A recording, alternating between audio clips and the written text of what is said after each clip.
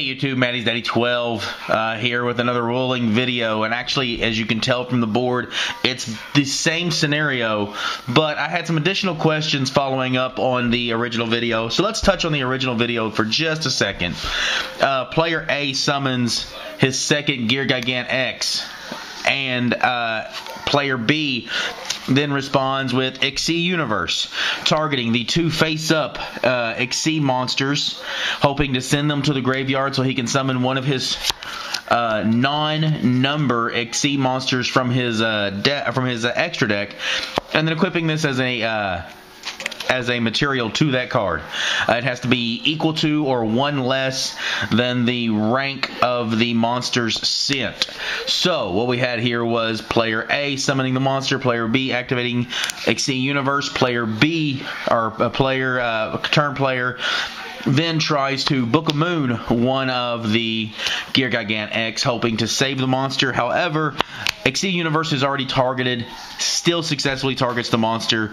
It just needs to be face up upon activation, and can still send them to the graveyard and still summon his Xyz monster from the extra deck. However, I then got asked the question, what if this Book of Moon play was not Book of Moon, but instead was Forbidden Lance? So here's the scenario. We successfully summoned the second Gear Gigant X.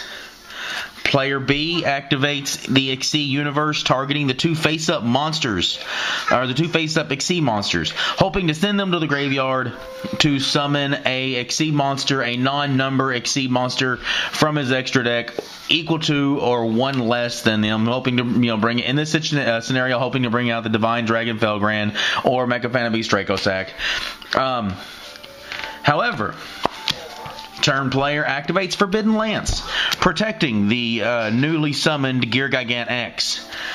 So, as this chain resolves, what we have is Forbidden Lance resolving, taking the successfully summoned Gear Gigant X down 800 points, making it 1500 attack, and protecting it from all other spell and trap cards on the field. Xyz Universe has successfully targeted these monsters, but because Forbidden Lance is protecting one Gear Gigant X, Xyz Universe says that it needs to send both monsters to the graveyard. Now, in the scenario with Book of Moon, it puts this monster face down.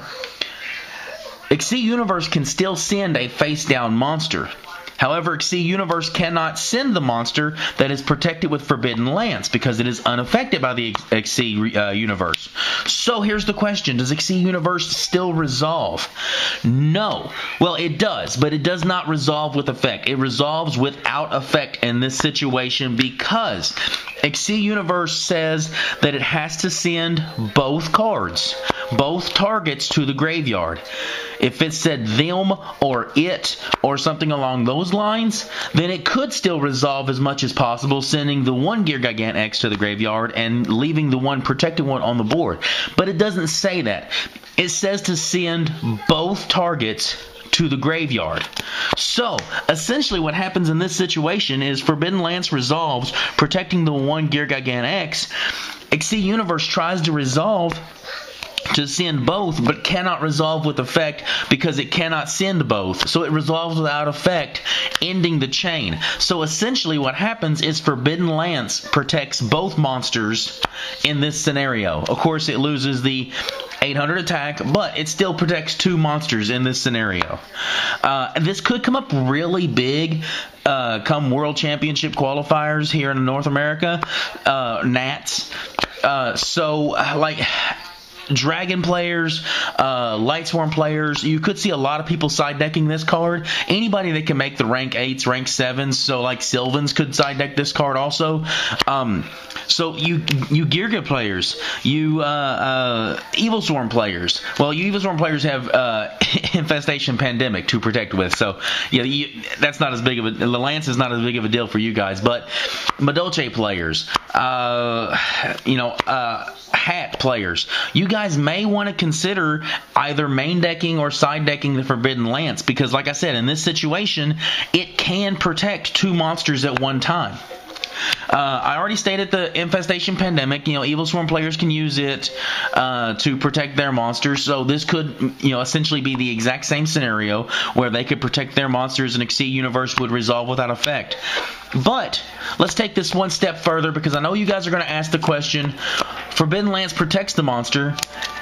Exceed Universe has to send both monsters. What if I resolve an effect as Chain Link 2, such as like Compulsory Evacuation Device, Enemy Controller, one of those kind of effects where Chain Link 1 is Exceed Universe, Chain Link 2 is Compulse, and I compulse this monster back to the extra deck. The same scenario happens here also, because Compulse has sent this monster from the board back to the extra deck. Exceed Universe needs to send both monsters to resolve. It cannot send both monsters because at this point one monster is gone. So if you were to enemy controller in this situation to try to take control of one of your opponent's monsters, one of the first two targets is not there, so it cannot resolve. So there you go, guys. Like, I could see some of this stuff coming into some serious play come Nats, because I do see this card getting a lot of play come Nats. So, before I end this video, I want to give a big shout out to some people. One, Ontario Drugan.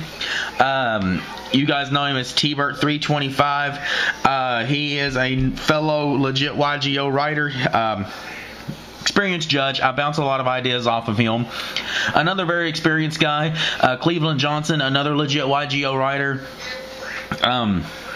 He's a very intelligent guy. I really like bouncing ideas off of him. But yeah, Cleveland Johnson, big thanks to him also. And then a couple other guys that I wanted to give a big thanks to. Simon, and I'm sorry, man, I'm going to murder your last name. Sangpukti. Simon Sangpukti. He was the Nats head judge in 04? 05? I think. I don't know. Anyway, he was the Nats head judge. He lives in the Louisville area and judges at a lot of the regionals that I go to, and is on the judging staff at the Louisville regionals that I judge at, and a very intelligent guy. Again, a very, very intelligent guy, highly educated in the world of Yu-Gi-Oh! So big thanks to him. These are all guys that I bounce ideas off of, along with John Rocha. John Rocha is an amazing judge, guys, and I love bouncing ideas off of him and ruling questions off of him, just because he is, again, another highly educated guy that you need. You guys need to surround yourself with guys like these, because it helps you out in the long run. It helps you understand the game better, and it helps you understand rulings better, which will in turn make you better at the game, because you will better understand card rulings and card interactions. So there you go, guys. Big thanks to those four guys. If you guys got any more questions, feel free to message me. Feel free to comment down below. I will try to answer all the questions that I can, and I appreciate it, guys. Make sure you head over and check out the legit YuGiOh site and read all of our Yu-Gi-Oh articles. Make sure you also head over to the legit MTG site and read all of our Magic the Gathering articles if you're into Magic the Gathering. But like always, guys, I appreciate it. Subscribe, comment down below. Show us how much you love us.